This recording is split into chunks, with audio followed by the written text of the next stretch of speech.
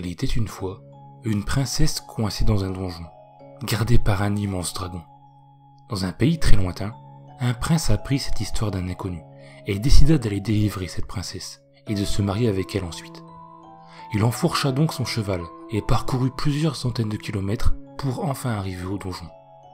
Comme dans l'histoire, il voyait une petite fenêtre tout en haut de celui-ci qui donnait sur la chambre de sa bien-aimée.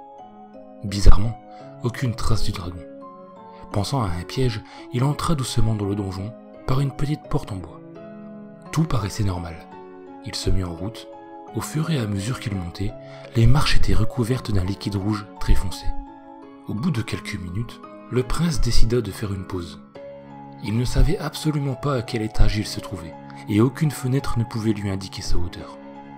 Il se rendit compte que malgré l'absence de fenêtre, l'escalier était très bien éclairé, comme si une lumière émanait des murs.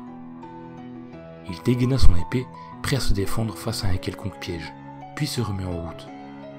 Une dizaine de minutes plus tard, et une centaine de litres de sang piétiné, il arriva enfin à la porte de la chambre de sa bien-aimée. Seulement, il hésitait à ouvrir. Une atmosphère sombre régnait dans le couloir, et il se demandait pourquoi autant de sang coulait de dessous la porte. Après quelques secondes de réflexion, il posa doucement la main sur la poignée et poussa la porte. Ce qu'il vit dépassait tous ses plus sombres cauchemars. La chambre était d'un rose chair très foncé. Des boyaux la traversaient de part et d'autre. Le sol était recouvert de sang, plus ou moins frais. En son centre se trouvait la princesse. Elle était assise par terre et ne bougeait plus.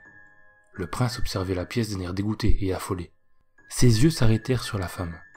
Ses longs cheveux blonds traînaient sur le sol et étaient recouverts de sang. Elle commença à se retourner. Le prince resta figé. La princesse avait un magnifique visage, blanc comme ceux des poupées de porcelaine, et taché de sang.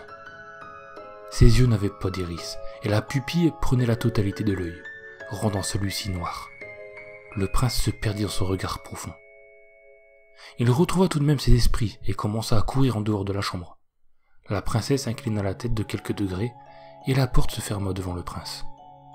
Lorsqu'il se retourna, la princesse se trouvait juste en face de lui, et le dévisageait.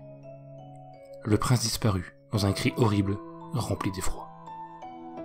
Vous l'avez sans doute compris, la vérité n'est pas aussi belle que le conte de fées. En réalité, le dragon était mort depuis bien longtemps, étripé par la belle.